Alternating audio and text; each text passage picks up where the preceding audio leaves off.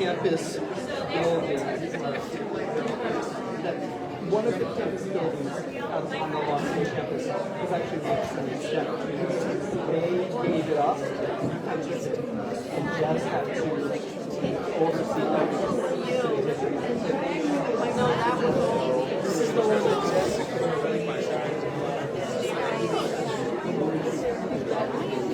yeah.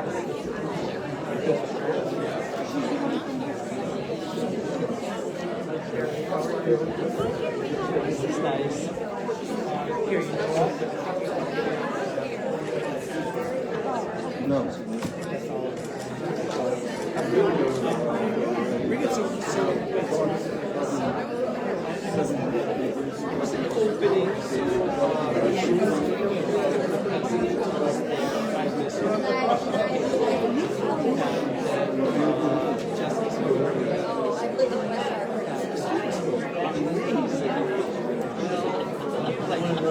oh my God.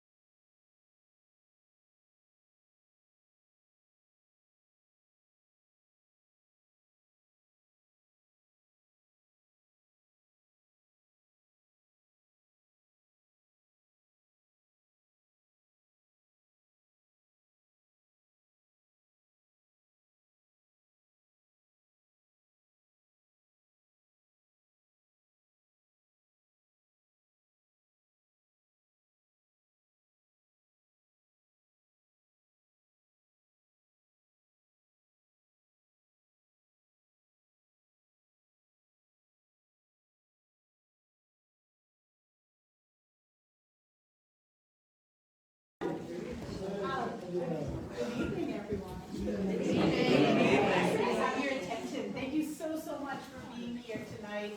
I want to welcome you to Playhouse on Park. How many of you have maybe never been here before? Oh, we have a couple. Well, welcome. Thank you for being here. How many got to see the lifespan of a fact? Super. And for those of you who have not, if you enjoy tonight's panel or it leaves you wanting more, there are still, I believe, 7 more performances after tonight. We go through Sunday. We have performances not only in the evening, in the afternoon, but Friday morning we have a 10:30 a.m. discounted performance for only $25. So I do hope you'll come and catch the show if you haven't already. One of the most important things we do here at the Playhouse, outside of producing professional theater, is really we try to extend the conversation outside of the play or the musical, and we do that in a variety of ways. And one way is an example of tonight's panel, where we get to hear from professionals that surround the themes in the play, but then also give you the opportunity to discuss your thoughts and ask questions and have some dialogue. So we're really looking forward to this conversation tonight. If you enjoy, ahead, see what we have on our schedule coming up, and come back as often as you can. I don't want to really take up any much more of your time because I think they have a lot more to say, and I'm going to turn it over to Colin, who really needs no introduction, but grateful for Colin and the panelists for being here today. So, first of all, welcome. I hadn't really factored for the idea of some people here who have not seen the play yet. So let's just get this out of the way. Bruce Willis's character is dead, and that's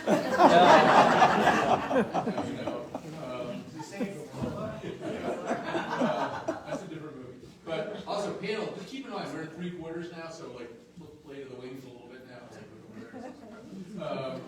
So let me introduce the panel. To my immediate left, Mary Collins, a professor of creative writing and nonfiction at CCSU, and former fact checker. And then going down the line here, Matt Warshauer, professor of history, also at CCSU. And who's next? Amanda Crawford, political reporter and literary journalist on the faculty of the UConn Department of Journalism. And that leaves Bruce Parman down at the end, CEO and publisher of the Connecticut Mirror. This is a great panel, by the way.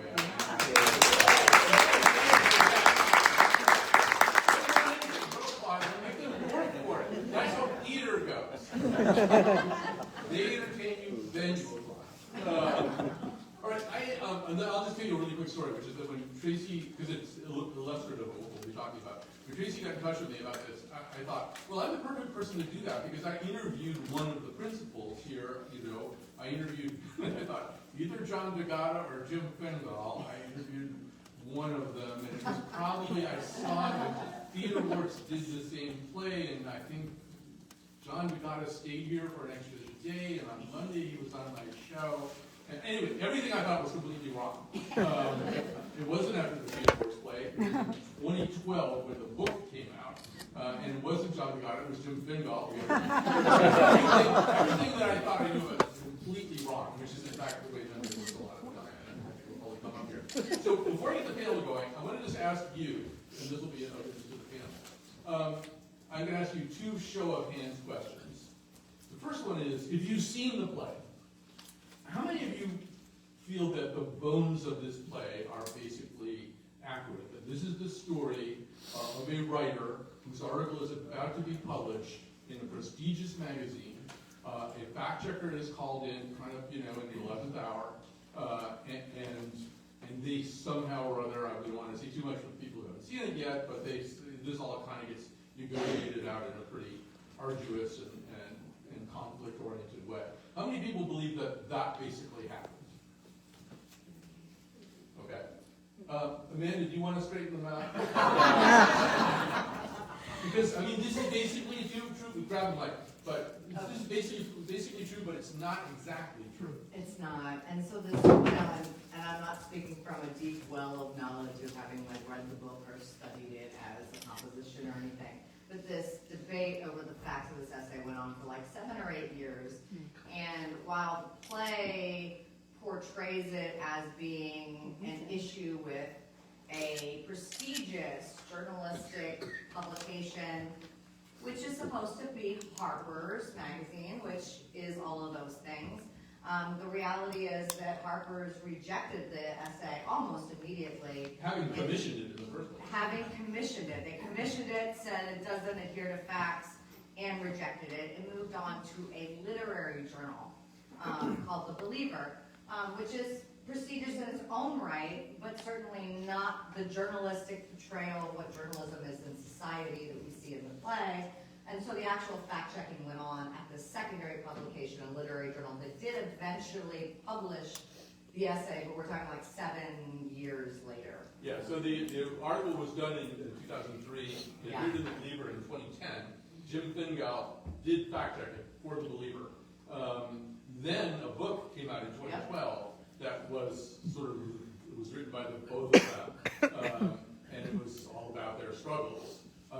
It turned out that some of the things in the book were reconstructions, I think was maybe a term that they used. I mean, there were sort of emails and things that they just, they sort of, and so there's constantly a churn of polishing things and not exactly the facts. And then the play ultimately was first produced in 2018 with Bobby Cannavale, Daniel Radcliffe, and Jerry Jones. Okay, here's my other question, and this might actually be really going. How many of you, if you've seen the play and you've seen the scene at the end, just put your fingers in your ear and go, woo, and they're all sitting on the couch and there's kind of a familial sense, the boys and mom, and they're kind of working stuff out and negotiating. How many people want that article published, think that article should be published after they've been through it? Hands up if you think the article should run. Some, not that many. Yeah. They're holding that. Because Mary, that's not almost the reaction, right? Right, after I went to the play, I was quite shocked when I went out, where people were voting, and 80% of the marks were under, yes, I think the piece should be published. And after the one key fact about whether or not another person, a young person on the same day had also committed suicide, not to give too much away in the play, it was clear that the author had fudged that. After my many years working in journalism, I'm like, that story is dead. Like, you can't trust the author when there's such an egregious lie for the sake of the other central character. So when I went to the lobby, I was shocked that 80% of people were like, yeah, sure, go ahead, let's publish that. So I I think that though that was because the play itself was such a good story. that's a great example. Yeah, I agree. What about publishing, but? I mean, there's publishing it, and there's publishing with the disclosure that says some of these facts aren't really facts, and there have been liberties taken in the creation of It the was story. unclear in the play that the editor was going to be willing to tag that sort of Totally. qualifier, and if there was no such qualifier, Bruce, you're not publishing this piece, right? Bruce is the strictest person at this table. We are not publishing. But say more. Like, why would that piece would never get into the Connecticut Mirror because? Correct. I don't think we would get in any reputable news organization that reported itself to uphold journalistic ethics and standards. And, for all kind of the way media today has fragmented and become more diluted in terms of what's accepted and what's not accepted as valid information, there are still organizations like ours that do uphold those ethics and standards. And there's even within the top 1%, there's gradations within the top 1%, right? So we just concluded a project with an investigative news organization called ProPublica, and we were stunned at the level of fact-checking that they made us do beyond what we do on a day-to-day basis. So there are gradations at the top end, and that just raises the whole question of media literacy, right? Like, how do you know whether you're reading a trustworthy news organization, or newspaper, or website, or whatever? We can talk about that, I suppose. that's a great. It's a great question. Should we go there? I mean, I don't know that there's. Amanda, do you have a clear answer? Like, I mean, from the user, making it the user's responsibility seems a little bit like a cop-out from us, right? How do they know? Why aren't they more media literate? On the other hand, it also seems like a survival skill at this point. Oh, yeah, it's basic survival in today's media, environment. You have to be able to tell truth from fiction. You have to be able to vet your sources. And if you can't, maybe you don't go online and don't go on social media, because I'm sorry, but a lot of the disinformation is spread by well-meaning people who can't tell the difference between an AI video and a real video, who can't vet their sources. And the reality is that there are no gatekeepers anymore online. You are the gatekeepers to what you consume. And so if you're willing to just dismiss with facts and not care whether or not someone is checking things, that's what you can get online. You can get an answer to any question. You can get any answer to that question that you want. It's just most of it's not going to be truthful. So And that's warning, so I think. Right, but Hello? But isn't that where we are? that is where we are. The news, the appropriate news, the newspapers and magazines all over this country are dying left and right. We know that the algorithms on these various social media feeds are just bullshit, that they feed us and we're like mushrooms. Well, I did think, this is a very 2003 play, Mary, and Pre-influencer. it's pre a lot of things. And to me, I'd seen it before. That part turned out to be true. But watching it this time, I was thinking, we're living in a Mad Max movie right now, and this play is about signaling before you turn. It's degenerated to a point. Yeah, I mean, maybe also say a little bit about how you see this. This is a 2003 story. I don't know how it works in 2026. Well, I think as a professor of journalism, we have some here, Kate Parrish is here, and others. You're seeing, even in the classroom, a declining understanding of a news source that has its own staff and is a news organization versus an aggregator, and not discerning that, well, you're just getting your news from an aggregator. They're actually grabbing from a bunch of sites, and you're just skimming those headlines. Even in the journalism classes, I'm like, the New York Times and the Wall Street Journal are free down at the Student Center, but they're not going there. And so I'd say the most disturbing trend since the play, in line with what is media and what's happening, is their inability to even see the credibility issue as something they should value, and to even understand, well, a newspaper like the New York Times has a staff, and they're generating the content, and when you take it as an aggregator, you're stealing all that reporting, first of all, which is a different issue. And so I'll let others talk about it, but I think that trend in the classroom has been very stark since COVID. Before we go there, so Amanda, I'm going to give you an assignment you may not want. So let's all agree for a moment that the part where Dagana has not told anybody that he has mischaracterized the manner of death he doesn't name the person or anything like that, but there's a lie in the piece, and he hasn't told anybody, he has to be proud out of it. Let's take that off the table. Let's pretend that didn't happen, okay? And we got everything else. Now, turn to Bruce and make the case that Bruce should consider publishing this piece. So as the journalism professor on this table, that's really hard for me to do. I said you would like it. Yeah. Well, I mean, Bruce, doesn't transparency go a long way? I mean, if I were going to make an argument that this piece should have been published, I would make an argument that you have to disclose the parts that are fictionalized. I think you're right, you can't take the other death off the table, because it also shows a bias in a Latina woman who died that they gave zero cares about. Yeah. So you can't take that off the table, but if you do, Yeah. there was a recent controversy with The Atlantic fictionalizing a second-person story. And most of the consensus was we put a little disclaimer on it.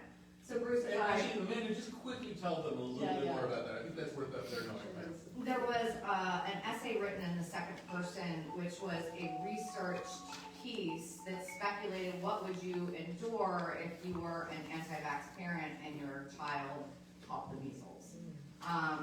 But it was not disclosed when it was written in the second. It was written in the second person, like you take your kids to a party. It implied that the author was speaking from personal experience. We're in a media environment online and elsewhere that values authenticity, that values these first-person stories, and the story was really impactful because of that. And it turns out that that part is not true, though all the facts in the story about how one gets the measles and stuff was all correct. And so, you know, there was a lot of conversation about what do we have to disclose, and I think that, you know, in my take as a journalist in a media environment where, you know, you're dealing with influencers and aggregators and everything else, I think that transparency goes a long way.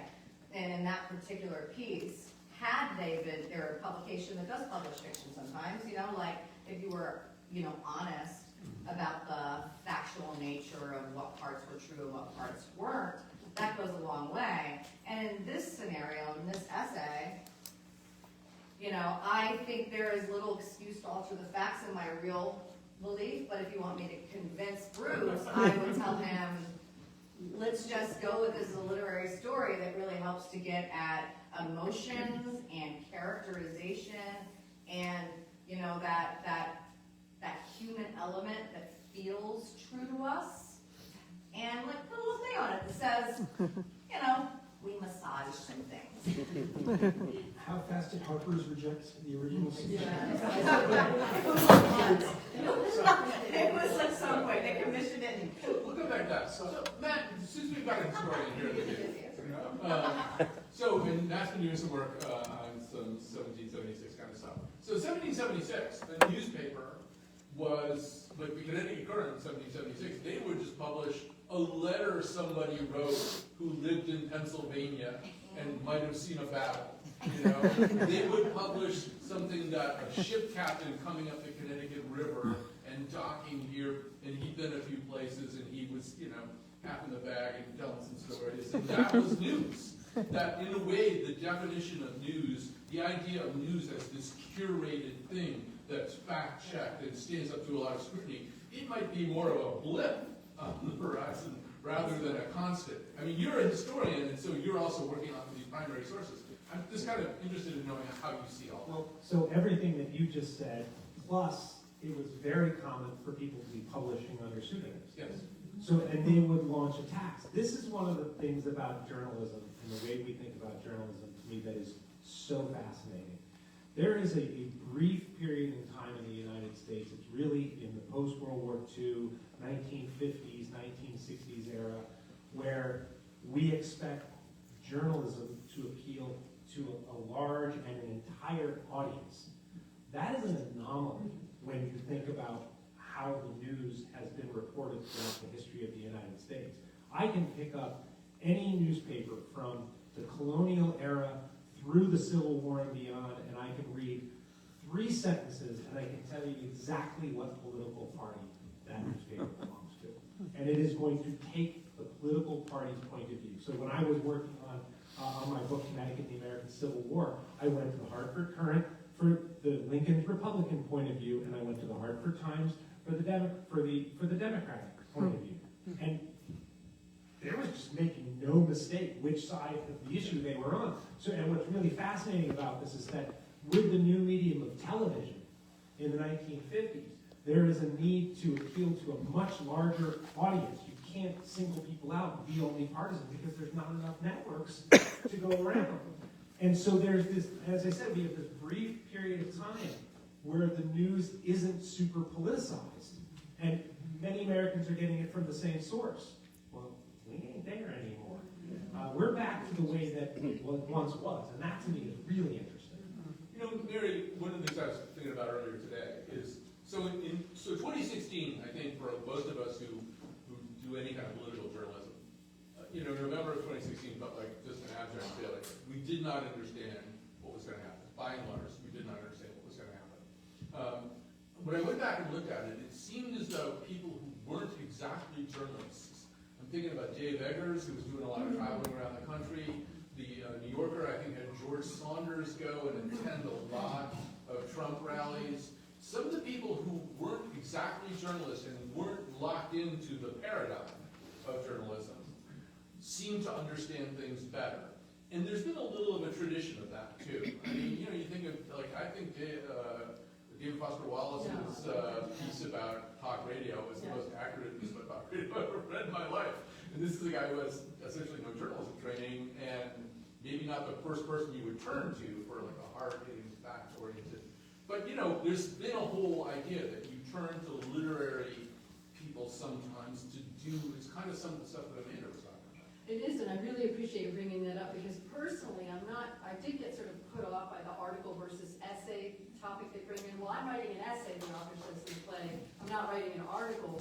But in the creative nonfiction work that I do in my field, it doesn't matter, the rules of truth are the same, and you tip into fiction immediately. Like, I think of Angela's Ashes and Frank McCord, that gorgeous memoir, and it turned out you created a priest that was a composite of characters, and immediately became a novel for me. But I don't know how many of you knew that the New York Times was so out of touch in 2016 that they called the person they sent to the Midwest a foreign correspondent. Right? So I know that because I have friends You ever been to who work Iowa? there. So what did it mean that they then started sending people that were more interested in the story side and not just the news side, that were looking at the human side, that were looking at the emotional side? We're talking about facts tonight, and so much of how people were responding had nothing to do with facts and everything to do with feeling and belief systems. So they caught on, and they're like, we need to send some story gatherers out there who are tap into the humanity of what's going on. But I would end quickly that didn't free them from being accurate. It still meant, in my field, as a literary nonfiction writer, I have never made stuff up in my work, and I am a literary narrative nonfiction author. So I think that's an artificial divide. But yeah, foreign correspondence. So they send us story gatherers, which is a different mindset Anybody want to than the react? journalists. Can we talk about stories more? Yeah. Yeah. So, all right, so at the beginning of the play, the editor started talking about stories, that everything is a story. And I think that that's right. And so when we're in a place now where we want the story, we want the emotion, we are, you know, at least since George W. Bush and the turn of the century, we are turning away from, there's a huge strain of anti-intellectualism that exists in the United States. And it's this idea that, okay, so you spent your entire career, your entire life studying climate science. Well, my opinion is just as good as yours. Well, that's what you think. And we're seeing it everywhere, in all fields where people have spent a lifetime working and sticking to the facts, and the facts don't matter anymore for a lot of people. It is about emotion. It is about, well, this is what I think. And I tell my students all the time, I couldn't care less about your opinion. But I care very deeply about your perspective. And perspective is your opinion based on information and facts. And to me, there's a big, big difference. And I'm very explicit about that with my students. I love that. Yeah, I think, apropos of that, so quite a few years ago, Jimmy Wales, so the guy, one of the two founders of Wikipedia, was speaking at the University of Hartford, and I went with my son, and as he's getting towards the end, I said to my son, I think I'm going to ask a question. Never say that to your teenagers. Please, it's a little embarrassing. So I didn't ask it, and then afterwards, he said, what was the question you were going to ask? And I said, I was going to point out, I recognize sitting right in front of me, UTC's expert on fuel cells. And I was going to say that he could edit the fuel cell article in Wikipedia, but that kid over there in the light blue baseball cap could revert all of his work. And ultimately, and my son said, Dad, that actually was a good question. Drop the mic. Yeah. But at the end of that defines where we're at. yeah, I mean, but that's kind of what Matt's saying here. I mean, I think Wikipedia, by and large, is a very successful, almost utopian information experiment, but it relies on, you know, power laws and a whole bunch of other stuff. Yeah, it's crowdsourcing the facts, and while maybe crowdsourcing helps us to get to experiences and perspective, does it really help us to get to facts? I mean, even when you look at things that endeavor to actually get at facts, so think of witness testimonies in criminal cases, or those eyewitnesses that journalists interview to get at the facts, the truth of something that happens. We already know that people's perspective often causes them to not actually understand the facts or recall them or remember them. And so there's so much there that, you know, where the truth just falls apart even when we're trying to get at truth and at facts. Yeah, I mean, do people here know the invisible gorilla experiment? This is an experiment where, I think it was first done in '75, where they had people look at a film of people playing basketball during a basketball round, and they told them to write down the number of times the basketball changed hands or was passed, or pay attention to some aspect like that. And then they had a person in a gorilla suit walk through the ranks. 50% of the people said afterwards they had no awareness that somebody in a gorilla suit could walk through. Because they've been told to focus their attention on something else. That's to your point. That, I mean, in some ways, the eyewitness is the gold standard, but it's fool's gold some of the time.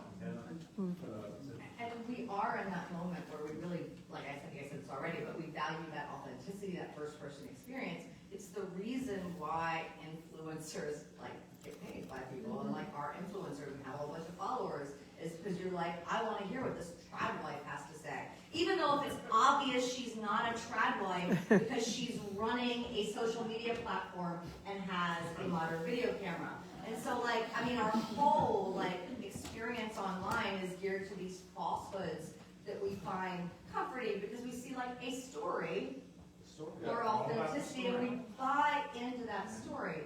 I mean, we have a president who, I mean, I don't want to go there too far, but I mean, people, supporters buy into the story of a successful businessman without looking at the actual facts of like, you know, trust funds and failed businesses and bankruptcies. What do you mean?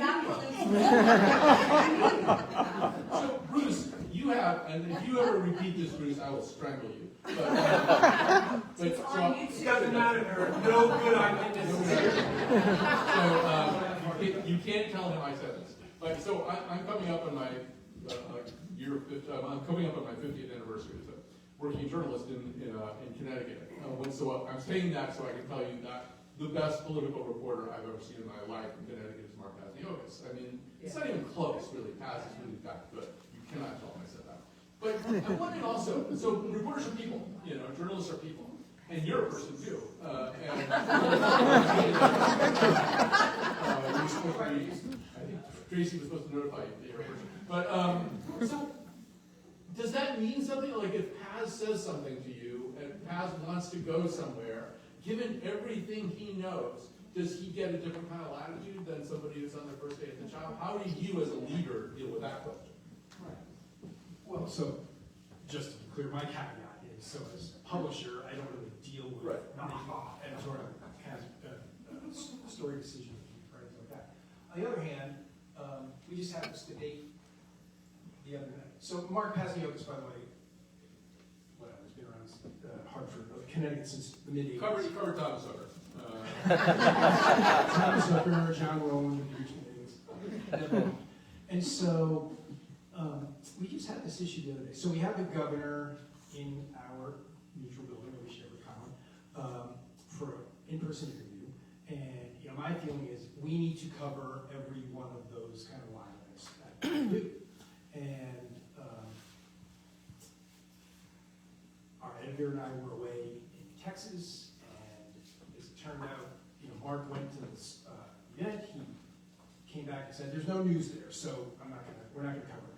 And we were debating, you know, what should we have done? And somebody said, well, we could send an intern, and if the governor makes some news, then the intern could alert Mark, and Mark could then kind of tune into the event, and he could write whatever. It was kind of a half-baked idea. But the point being that, and you know, my feeling was, as I said to our editor, an intern is not going to be able to identify what the news is. They're UConn journalism students. I assure you they can, Bruce. Okay, so, by the way, on the point about aggregators, just so you know, Amanda, I'll give you, this is one back at you. The Washington Post picked up a story of ours from a UConn intern a couple weeks ago. And so we're all, you know, whooping it up. Sarah got her byline in the Washington Post. And then, you know, you look at the flip side, which is that the Washington Post is laying off tons of people, and they're increasingly using Associated Press stories. And then today, 2 other interns of ours have a joint story in the Washington Post. It's not a great trend, but it does kind of Just kind of get back to what you were saying before, Matt, in terms of the evolution of journalism and what's so interesting now. I mean, maybe this has always been the case. I just got back from this conference in Texas, and the theme was things are changing rapidly. You know, things are different. So different from a year ago when we really got their finger on the pulse. So I guess the question is, like, for any of us, like, what is factless or semi-factless journalism not? It's not a thing now. It becomes a thing. Maybe it evolves into the new definition of journalism. But where does journalism go? And Well, yeah. is there enough of a market for the kind of journalism we do, or the New York Times, or the Texas Tribune, or whomever, which is subject to kind of rigorous traditional fact checking? I'm going to go to Marion and Matt on this, because Amanda and I talked about this in the lobby, but Amanda has something to say about this too. I was saying to Amanda in the lobby, there's this old idea, I'm sure you caught this too, the line that journalism is the first draft of history. That is not the case anymore. Amanda was quoted in the New York Times on Monday about the White House Correspondents' Dinner episode, and the thing is, like, everybody just had their own idea that was out already, and it was on social media, and it was coming from God knows where. We're like maybe the editors of the first draft of history, or the writers of the second draft of history, but maybe let's go down the table and talk a little bit about that. Like, that whole job is different. That whole idea is different. There's a narrative out there before any of us can get to the seats.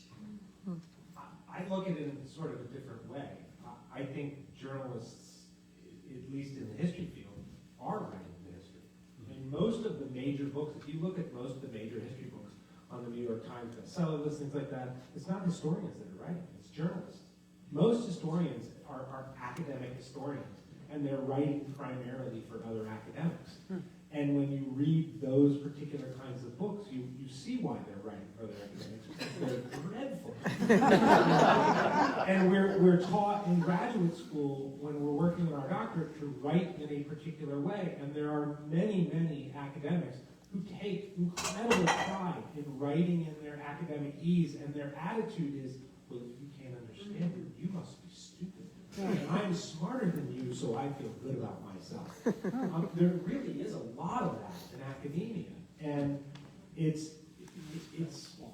to go from being an historian writing in academia and trying to write more for the public sphere, being more of a public historian, which is something that I've been on for the last 15, 20 years. I'm trying to write in a different way to be a medium for the public so they can read real history that is in fact based on facts. But it gets really tricky when journalists are doing it, and they've got, they write in a different way, and they're really good at telling the story, but they sometimes don't necessarily really understand what's going on with the larger movements of history. And I often tell my students who are journalism students that you need to know as much history as you can, because that's going to change you from being a reporter to a journalist. To me, a reporter is somebody who's just reporting on the facts. The journalist is able to capture what, this is a term you love to call it, the zeitgeist. Very body language tells me. Yeah, go to attack. Well, two things. One, I want to say some positive trends. ProPublica, thank you for bringing that up. I think that it's like water, and it's going to find its way.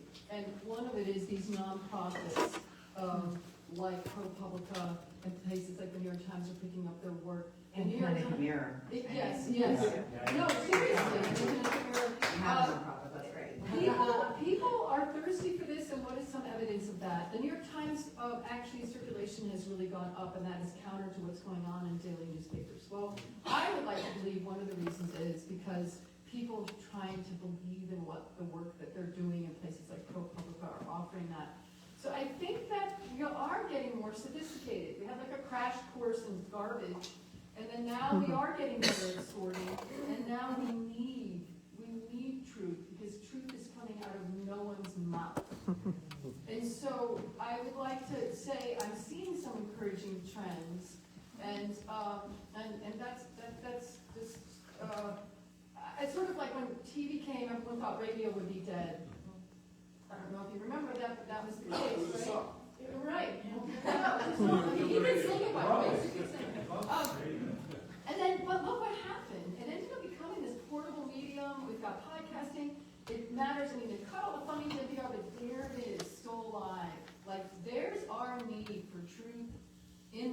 all this lying.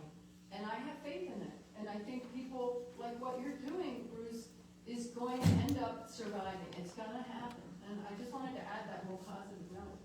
I appreciate that. I think that a trap, though, that a lot of media today get caught in, and you kind of alluded to, is eyeballs. And eyeballs and accountability journalism can be, not always, but can be in kind of opposition to one another. And there will always be a need for some level of accountability. There's certain stories of bleed, right? That, you know, if 100 people read it, but it's the right 100 people, and it leads to major legislative reform, that's a huge success. As opposed to the story we published the other day about THC legislation, which generated 80,000 page views on average stories. A lot of the people didn't remember reading it at all. Just knew they were hungry. So, yeah, but I mean, that's the eyeball thing, or in public reading, we prefer eardrums, but that's been there forever. But in, you know, versus say to Remington, you know, you give me the pictures, I'll give you the war. I mean, commercial journalism has always been worried about audience size. But who it's competing with is Yeah. different. Yes. Right, like you're competing against the guy on YouTube who's just reading the New York Times and talking about it in an engaging manner. And so, like, we're trusting sources who are making no effort to get at the truth. And something that I feel like I have to kind of talk to my students about at a very base level is what is journalism? And I think that that translates to what is nonfiction too. But journalism is the discipline of verification of facts. It is not the transcription of what this side says and what this side says and what someone says the truth is. It's supposed to be the discipline of getting at the truth from the day's events, from the information that is given to you. If you look at the way that media has evolved, you know, even when I was starting my career, you know, which was long enough ago, I mean, you know, 30 years ago or whatever it was, 30 years ago, yeah. So, I mean, you know, we had about still 24 hours at least to tell you what the news was, right? If we were a TV reporter, we had till the 6 p.m. newscast. We had time to investigate the facts, to verify them before we delivered them to the public. And today, that time has just eclipsed to absolutely zero. And if journalism organizations aren't offering you the answer you want, you just turn to other answers. And I don't mean you, but you and the general public, you know, turns to other answers, whether they're social media and an influencer and someone who has no facts whatsoever, or even from a law enforcement officer who says they're ready to tell you the facts, but may have their own political agenda or may not have actually concluded the investigation yet. And so we have this need, we think, because information travels so fast, the truth is as fast, and it is not. It takes time to do that verification. And so when you're looking at any kind of high-profile news, anything you read that comes, you know, really early and telling you why something happened, or is explaining, you know, these kind of deep motivations of actors, or anything that requires, you know, prying and investigation, you're not going to get that answer in 24 hours. And if someone offers you that answer, it's probably wrong. But we've been, you know, like I said, conditioned to think that it moves that quickly, and not giving the space for truth to actually to marinate, for the investigation to happen, for the reporting to happen. Now, we're obviously way away from the play, in which the SAS had all the time in the world and still didn't care about giving you the right facts. Because that kind of dates to this, you're talking about 20-year-old notion of where creativity lies. And now we're in this whole other world where, like, there's just straight up manufacturing. I'm just going to mention very quickly something Matt said, right, about how the increase of the non-fiction writers are writing the public kind of history, or not the public history, but that's where they're coming from. Another thing I want to point out about it is that the New York Times book review used to be 80% fiction and 20% nonfiction, and it is totally flipped. And to me, that's a trend that people are looking for the long form, where someone has taken their time. Someone like Ronan Farrow, taking his time. I don't know whether or not you would agree with that as an example, but Well- someone like Eric Larson taking his time, like people writing these longer, big picture things. So why is that narrative nonfiction, well reported, so popular? Because intelligent people understand it takes time to do those things, and that is now the dominant genre in books, which is for me, like, yeah, that's great. I published a 15,000 word narrative nonfiction story examining the conspiracy theories around the Sandy Hook shooting. It broke engagement records at the Boston Globe because people do want to read more in-depth stuff. They don't always want to read. They want to know answers, and at least some portion of the public still believes you can get those answers from long-form journalism, from thoughtful essays that actually adhere to the facts, From from your new book, she's got a new historians. book coming out. You know, I some heard, people. I heard that Alex Jones used that as the. I'm sorry, I couldn't resist. No. It came out during the trial, so, you know, he was done that long ago.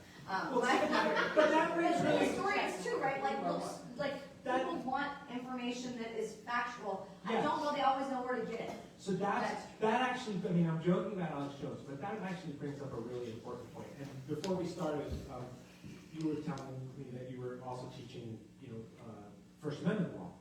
And we have this idea that journalists can study and report on anything they want, but they can't make up their own facts, right? And so, the Supreme Court determined a long time ago that freedom of speech doesn't allow you to say anymore. You can't yell fire in a crowd of people, right? It's going to endanger other. That's not a good example, but Well, other than but you that, understand that's, the concept. was from a decision that was overturned. So that's not a good example. But Right. other than that, Well, yes. all right, so Alex Jones claims that he's some sort of journalist, and he loses $1 billion lawsuit, right? Fox News, in the Dominion case, $800 million in the midst of all of that testimony, had to admit that they're not actually a news agency, they're an entertainment agency. I know. So if that is the case, and we're going to be talking about facts here, why can't, and this is the law question, I've been wanting to ask a friend of this for a while, who's in the First Amendment lawyer, why can't a class action suit be filed against Fox News to force them to stop using the word news in their title? Why isn't that a possibility? And why can't they be sued for providing misinformation that harms the American people? Let me ask a goal-related question, all right? Mainstream media in general, the New York Times in particular, botched their coverage of the run-up to the invasion of Iraq. In the case of the New York Times, so significantly, they had to run a story-length correction that I believe started on page 1, which is just not, it's kind of unheard of. Right. This is an institution that people trusted tremendously. This is not a trivial topic. We are about to unilaterally, in the old days, it was kind of a special thing when you could unilaterally attack somebody. But now it's just Tuesday. But this is a big thing, and it's a big failure. And some of it can be pinned on Judith Miller, but not all of it. It's an institutional failure. So if we're going to go after Fox News, I agree. yeah. But is there a difference in an institutional failure and a moment of making a big mistake versus years of manipulating news? With intent. And at some level, the New York Times running that page-long correction actually rebuilds trust in people a little bit. It kind of reinforces their values. We retracted a story several years ago. We wrote a story, and the reporter and the editors just didn't understand the story they were writing about. And we retracted. And I think, same kind of concept. By the way, on the subject of trust, I mean, there are kind of ingredients to media literacy, getting back to earlier in the conversation, I think that are important. Bylines, like what individual wrote this, wrote a particular story, how do you get in touch with that person? In our case, donors, we are totally transparent about all of who our donors are. And liberally writing, publishing corrections, and in one case, retractions, and not being afraid of doing that, recognizing that there's kind of growth from those kinds of mistakes. Yeah, no, when I was teaching, I told my students, trust a publication that runs corrections. That's not a bad thing, it's a good thing. But you're talking about bylines, and I'd like to get some reactions So one of the things that we're seeing now is, you know, Paul Krugman doesn't write for the New York Times anymore. He writes for Paul Krugman. I'm allow me a minute, I was telling a minute, Garrett Kraft has a piece, and Garrett Kraft's a hell of a journalist, but he writes a newsletter now. And he's got a piece on the White House Correspondents' thing, and it's got all kinds of very lifespan of wacky kind of stuff. But this is also an experiment that we're doing that we've never declared, Mary, which is we are now taking terrific journalists, for Jennifer Rubin, or just pick whoever you want, pulling them out of the newsroom environment where there are theoretically guardrails and Bruce Putterman's, you know, to sort of, you know, to blow a whistle once in a while, and just saying, we're just going to trust you. How do you process that? That's a fascinating question. I worked in Washington DC for 30 years, so I have a lot of friends that read the Washington Post. And you may not track them as much here because we're in New England, but that just fell off the rails as a newspaper, just pretty much quick summary there. And they felt morally obligated to leave. And then what are they going to do with that? And they decided that they would take that moral stand and then promote themselves as a reliable, morally centered reporter, and who's buying. And it became like a brand for some of them that chose to leave. And those that stayed, it created tremendous tension that they were like, well, I'm still going to do great journalism here. And they're like, that's an impossible environment to do that. And so those that stayed, a couple of my former students from Johns Hopkins are there, Monica Hesse's still there. But they're moving into like cultural stories. They're moving away from anything that smacks of conflict because they don't know how to handle the situation. So that was my experience with it. Yeah, Amanda, what are your thoughts about this? This is we're going without an editor now. You know, we're doing Substack, we're doing a newsletter. We're basically flying with no co-pilot, no control time, right? Well, I mean, it's concerning in so many ways, right? Because that issue of validation and who do you determine who you trust, right? How do you determine who you trust? But I would also say that we went through a period of, you know, conglomeration in media, in which these really important media outlets were consumed by corporations that do not care about telling you the truth, do not care about democracy, do not care about a free press. And we have, you know, billionaires buying the Washington Post. When Bezos bought the Washington Post, it was like, oh, someone who owns the Washington Post who doesn't really care about losing money. But he does care very much about losing his larger wealth through Amazon and the regulation and everything else. And so we had a period where media outlets lost public trust, probably deservedly. They were bought up by major corporations and they lost touch with their local communities. They were no longer owned by, you know, biased, certainly, but well-meaning local families, which is what we used to see with newspapers. You know, you'd know the person behind it, you'd know where they stood.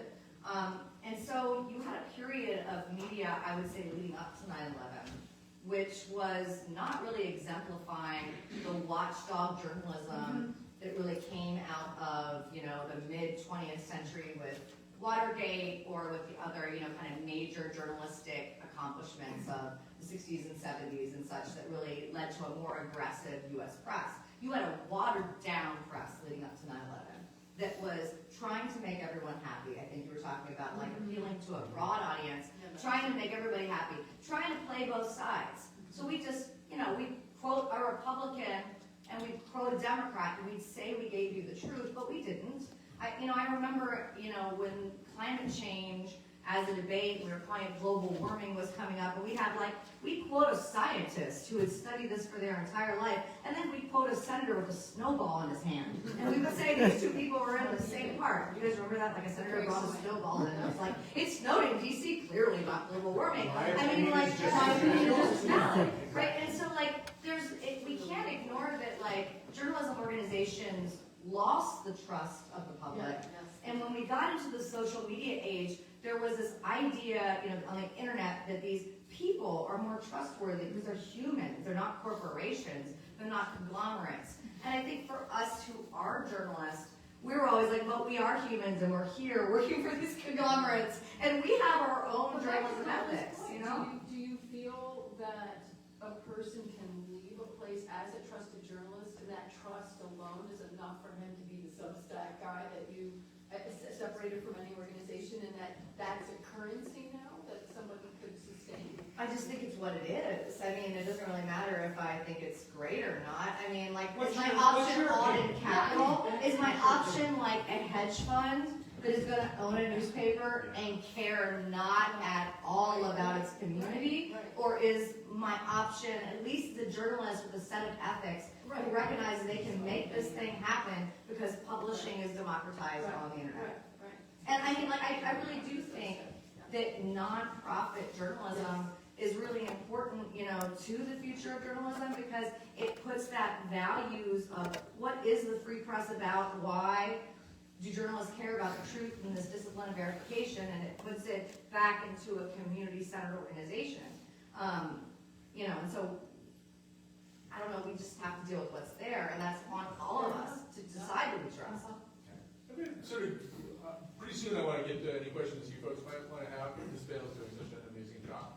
You know, as I was getting ready for this, I was thinking about all the different ways there are to do journalism, some of which are discreditable and some of which are not discreditable. I mean, so we talked a little bit about using David Foster Wallace or somebody like that.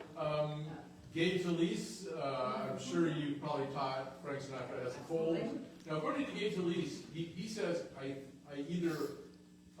almost never or never took a pen out of my pocket in my pad writing that piece. He'd wait for everybody to leave the room, and then he'd kind of write down what he remembered, you know, but he didn't take notes. It's an amazing piece. It's just quintessential kind of literary profile writing journalism. But it's not really following the rules that we think exist anyway. And then we can move on to Joe McGinnis, and we can move on to Janet Malcolm writing about Joe McGinnis. Truman Capote did the same thing without taking notes. And we can talk about Bob Woodward, who, you know, the books that Woodward puts out that are incredibly successful have things between quotation marks that he was not present for. In other words, we have, you know, Bruce is nodding down there, right? One of the rules usually is if it's between quotation marks, we're pretty prepared to say that somebody said that. But there's sort of no way that Woodward could possibly know whether the things, these are reconstructions. And so I think Krakauer is right there with some of his history stuff. yeah. So I don't know, Bruce, you were nodding, but nodding in a very sad way. Sad. I'm going to report that was sad. Well, yeah, I mean, just nodding at, I mean, it gets back to the whole conversation about what's a fact and what's not a fact. And I think in our little exchange in the days leading up to this, we kind of, I think at some level, all have different perspectives on the somewhat malleability of facts to some degree. I mean, there's certain things that are facts, scientific things are facts. I don't know, in 1692, was it a fact that witches existed in that time and in that context? I don't know.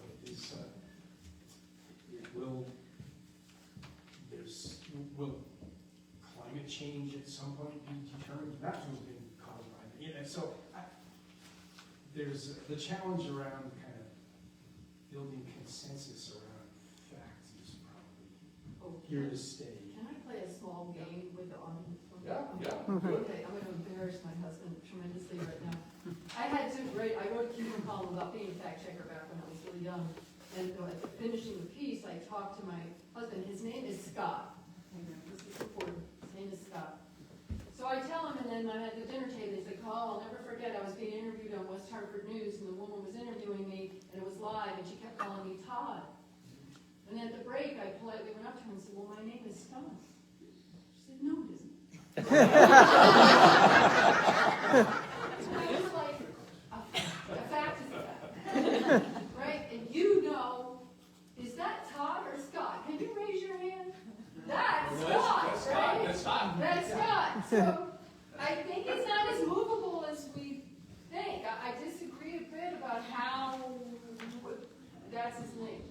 But why would she say, no, it's not? Because she can't believe that she would be wrong. Yeah. And that lies at the root of what's going on in our country.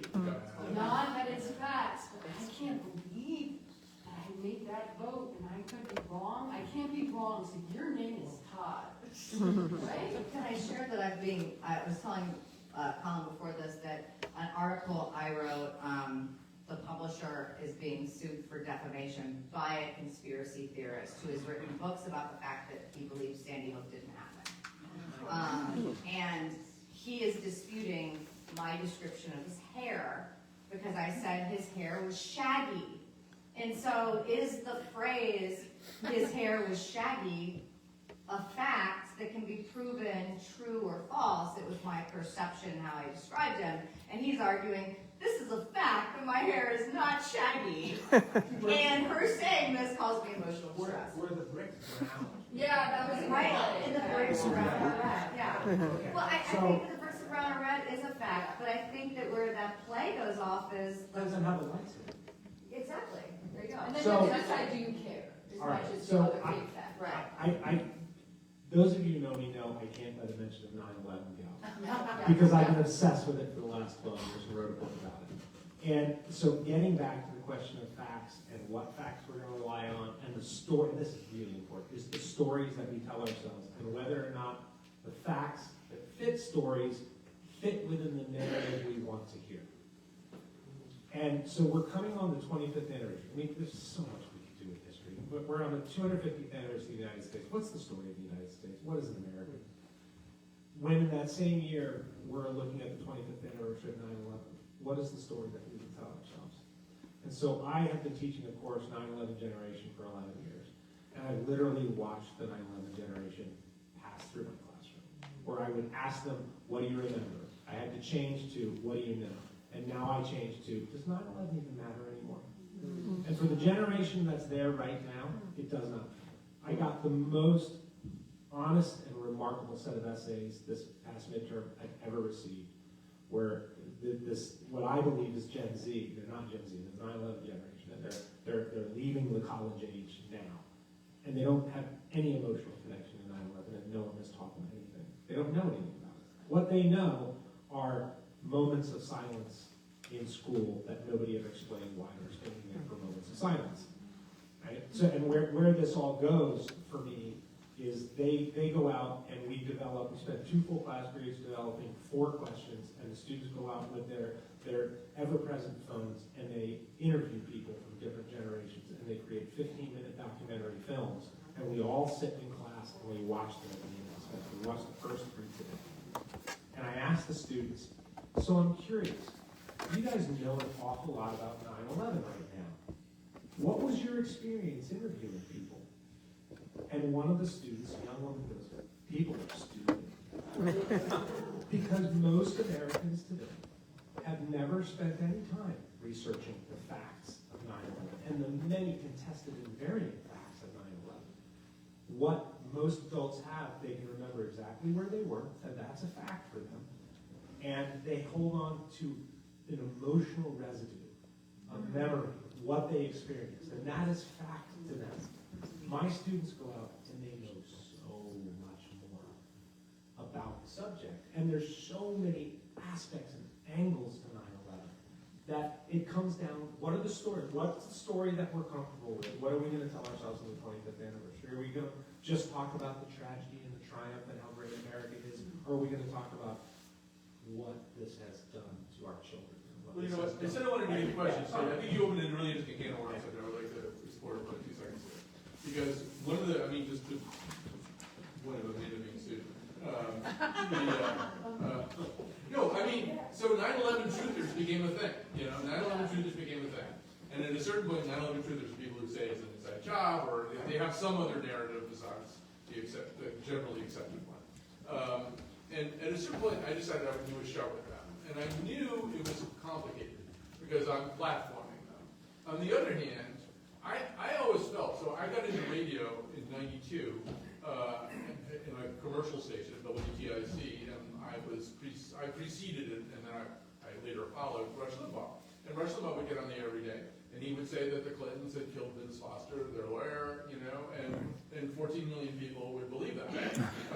And I used to think, we're not doing a very good job of gatekeeping here. If he can say that to 14 to 16 million people, they believe something that has no substance to it whatsoever. It's just something he felt like saying.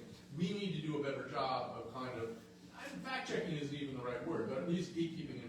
So I want to put these 9/11 truthers on the air and just talk to them. Why do they believe this stuff? And in retrospect, I think it may have been a pretty terrible idea, but it's a problem, right? What do you do with those people? Because they are not insignificant. I mean, what we're seeing with anti-vaccine or vaccine hesitancy, whatever we're going to call it, this is a gigantic issue that has profound implications.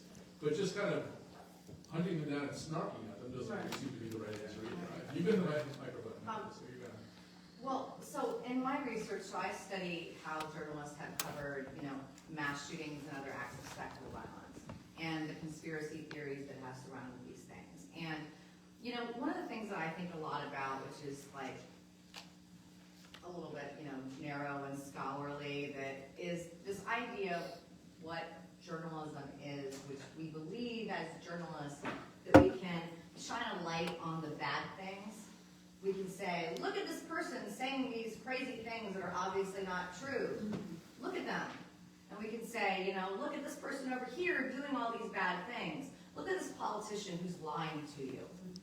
Look at the lies he's telling. And then we're going to platform those lies, and we're going to focus on that, because we in the journalistic community have long believed that if we shine a light on untruths, if we shine a light on bad actors, the truth will set us free, it'll rise to the top, and the people will select the best answer for the future of our country, they'll select the best politician, they'll be able to tell what's true and what's not, because we will show them.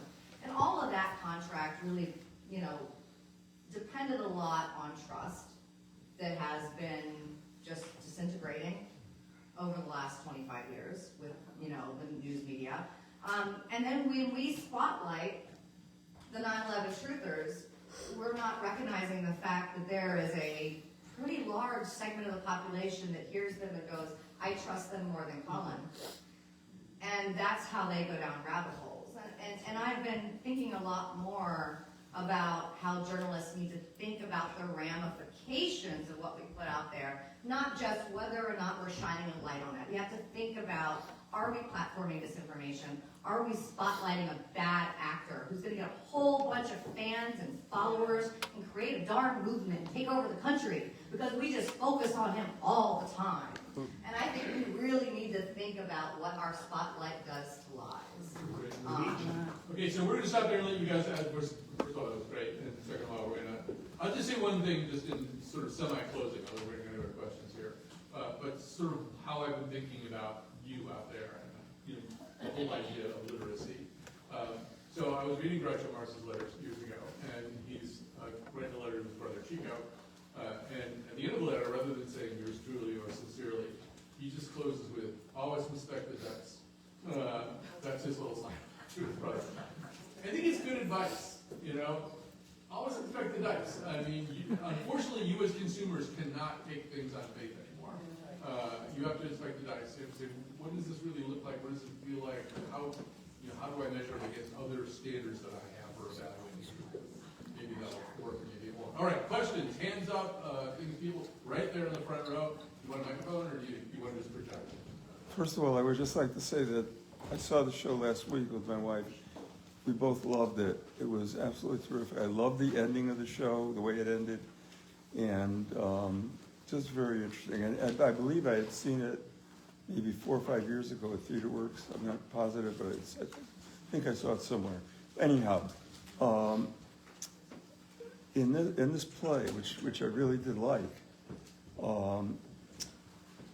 the lady who was the editor for the person who wrote the essay, and he was very insistent on calling it an essay, as opposed to an article. Would she have hired the person that she hired in real life? I mean, he had, I guess, very little experience. Seemed to have had very little experience. However, he came up with a whole lot of data. We never really found out if it was true or not, or what, but it sounded like that he came up with the truth. But I just have to laugh because I was a fact checker, and so I didn't know anything. American Journalism Review hired me, and National Geographic hired me, and I was as green as you could get. But I realize now that the editor above me was always sort of mentoring me, and it was a way of mentoring a person on how an organization was built and how it goes from the root up. So, but yeah, I was as green as that kid on the stage. That's all I can say. But in this But case, John Magada, the writer, he was a reasonably well-known writer at the time. I think he came out of that Iowa program, but he was very associated with the idea of literary journalism, new journalism, however you want to say this. The idea that, in fact, feelings and rhythms and sounds might be more important than numbers and data. Yeah. in this case, though, it seemed like the elderly woman, the one that was the older, well, the woman, the only woman, Yeah. she was more interested in getting the article done quickly than getting it done. I mean, they only had a limited time. They only. Well, she acknowledged they stopped training the fact checkers, remember? I mean, she I actually just want to acknowledge this was not based in truth. Yeah. So we're talking about truth. This was not based in truth. The editor is portrayed as if she's an editor at Harper's. This magazine was not, this fact-checking process did not happen at Harper's. It had happened at a literary journal. So this composite character of the editor is upholding journalistic values while compromising them for the length of the play, because this didn't really happen in real life. Okay. A real journalistic editor didn't engage in this. Right. And so, it's kind of this meta conversation of what is truth, Yeah. how do we get at truth through this play that came from a book, that came from an article, that came from a fact-checking process, that is conglomerated, that didn't have facts, and now we have conglomerate characters. So, I mean, we've gone down this road of journalism because I think the other one on the panel recognizes the importance of truth and history and the role that journalists play. But really, this was happening a lot in this literary realm of creative nonfiction. And I just want to put in a plug for beautiful writing and put in a plug for, poetry and nonfiction. It is doable, but it's harder if you have to stick to the facts. And I think that was what stuck with me during the play, was it was just harder.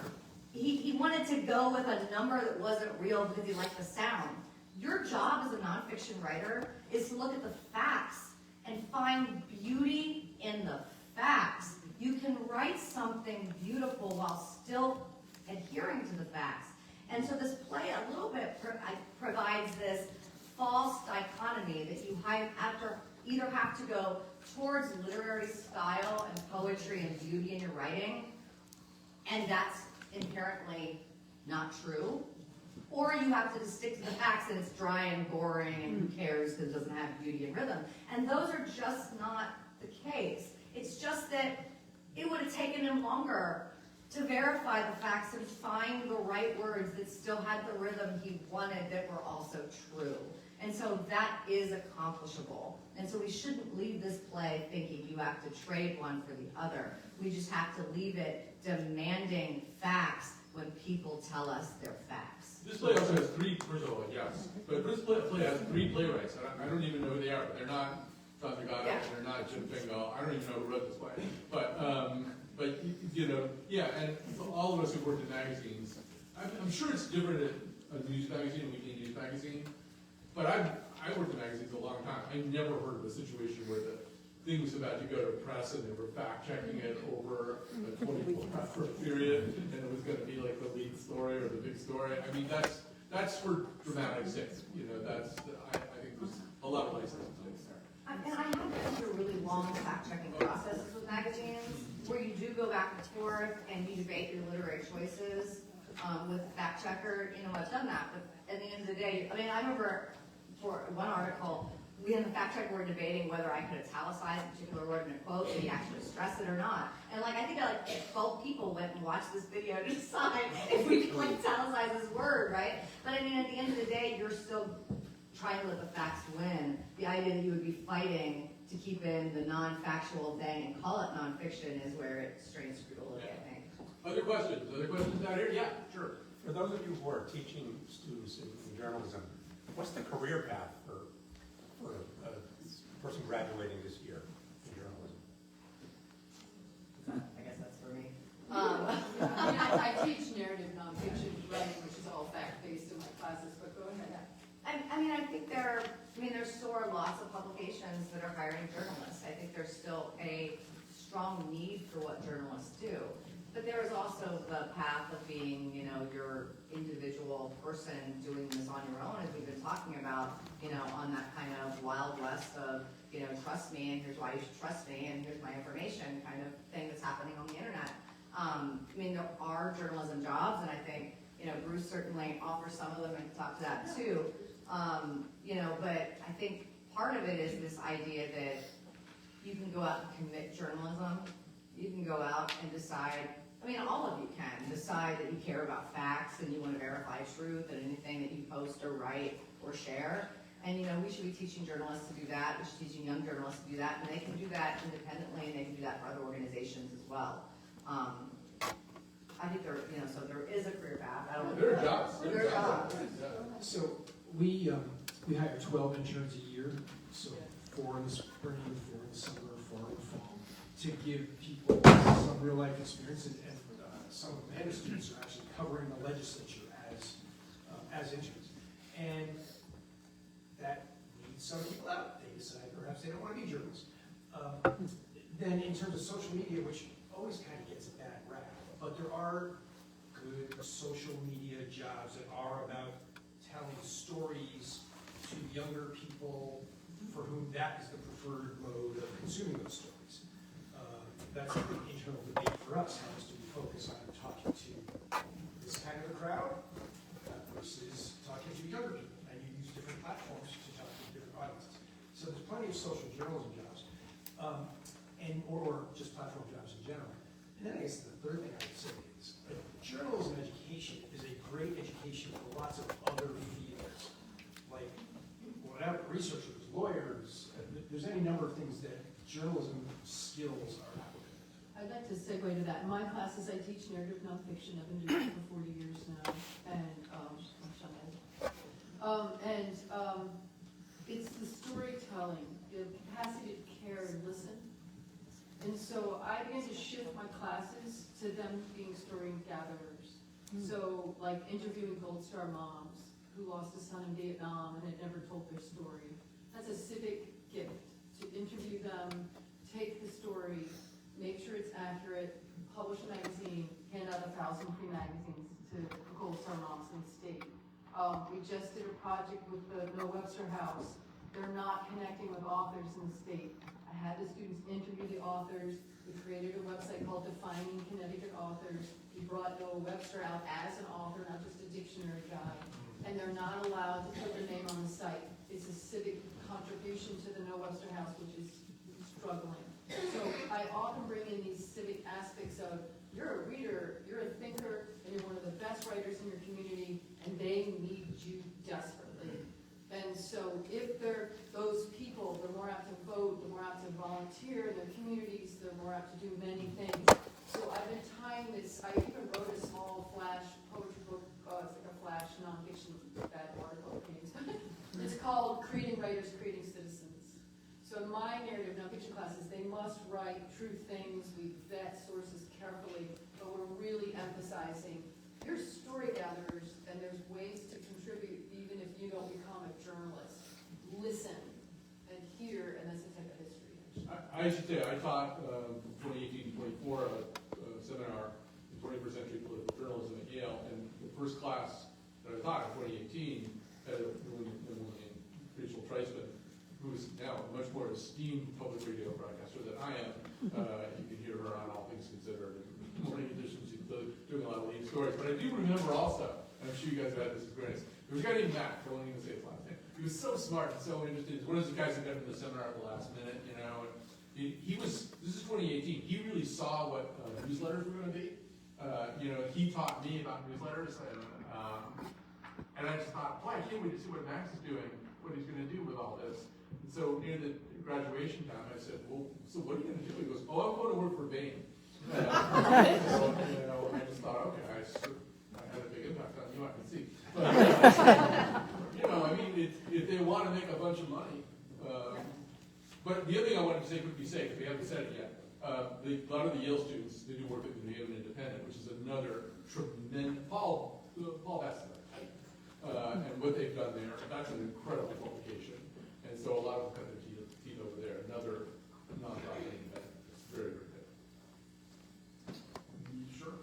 When the question of career in journalism was thrown out, I realize I'm kind of a dinosaur, but growing up, I remember Barry Behrens, Walter Cronkite, when they looked you in the eye and they said something, it was fact, whether it was crap or not.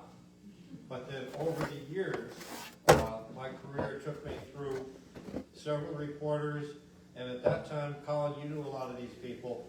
They would get their first job at the Hartford Courant, and then they would be thrown onto the city desk, and they would be sent, go find the police department, go find some sources, and write some stories. And the creative journalists actually went out, learned about the job, learned about the people, made the contacts and made the sources, and wrote the articles, but then their career evolved to where they were looking to write that feature that was going to have an impact on the city, not looking to write the feature that was going to get them an award. The awards came, but that type of journalism just doesn't seem to be there anymore. So I just want to throw in that, you know, we could demand better of what does exist. I have a student who is a minor influencer. You know, he has a bit of a pull. And I've been working with him, how do we tell true stories? How do you go beyond regurgitating the headlines? Like, you know, we can still tell stories in the mediums that are out there. We can still demand better from those people who we decide to give our views to. It doesn't have to have gone away with the esteemed Hartford Courant, which is, you know, a shell of what it used to be. Simone, you have something over there? Yeah, well, about 10 years ago, I went to hear Paul Krugman speak. He was speaking at the Princeton Club. I didn't graduate from Princeton, but I was with somebody who did.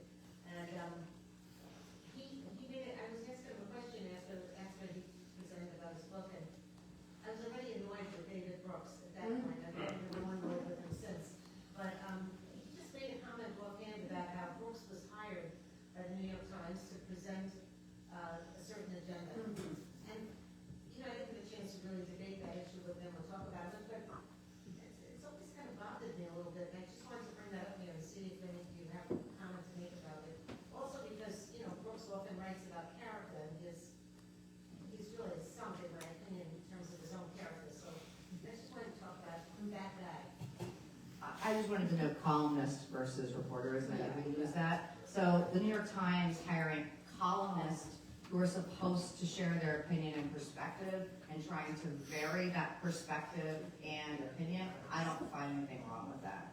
If they were doing that with reporters who are supposed to be presenting truth, you know, yeah, I'd have an issue with that.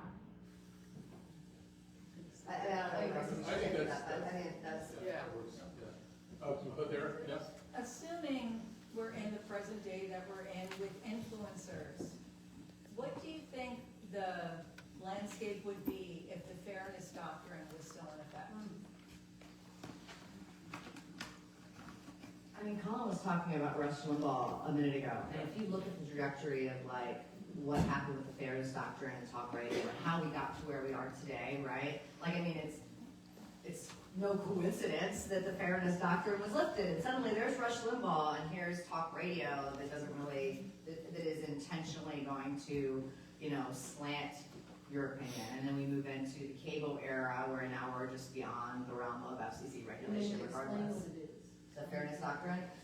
So the fairness doctrine was a requirement. So, you know, while the government cannot legally, the federal government, you know, regulate the actions of the free press in general, the scarcity of the traditional broadcast medium has been determined to say you can regulate TV and radio, traditional TV and radio, the way you couldn't regulate a newspaper. And so what we had, you know, from the period of the invention of television through the mid-'80s was a broadcast atmosphere.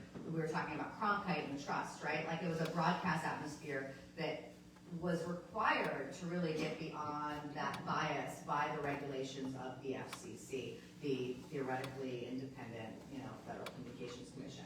And so when the fairness doctrine was lifted, that's basically said that you could have news programs, you could have talk radio, you could have things that were really trying to present all sides of an issue or the truth, that they could be from, one party perspective, from a partisan perspective. And when we look back at the history of, journalism and the press, a lot changed with talk radio. What we expected to hear, the fact that we expected we could turn on the radio or TV and have our own preconceived biases and political opinions echoed by the information we were given. And that really, turned into what we see with, the cable news networks, where, especially I would say Fox, which really grew out of talk radio and that right-wing ecosystem, which is that it's not true unless you already agree with it. Which is pretty much that perspective, right? And we kind of landed where we are today. It's important to also realize the fairness doctrine was a doctrine. It wasn't a law. It didn't really have the force of regulation. It had to do with the fact that, as Amanda's suggesting, the airwaves are considered to be a public trust.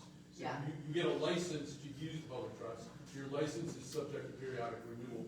So they can take the fairness doctrine when they're looking at you for renewal and say, okay, well, you didn't do a good job of representing multiple viewpoints or whatever. But for example, when Brendan Carr says he's going to do something to CNN or something, he's not, because they're not a broadcast entity.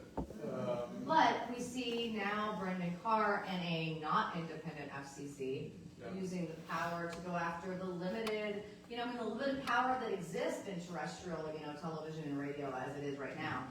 And so you have, a politicized FCC now going after, a network by holding up its mergers and the licenses of its local affiliates to, what they call jawbone the political perspective of the administration and threaten these licenses. This just feels like, the whole FCC battle just feels like we're fighting over a type of media that doesn't exist anymore. Ultimately, ABC could just be online.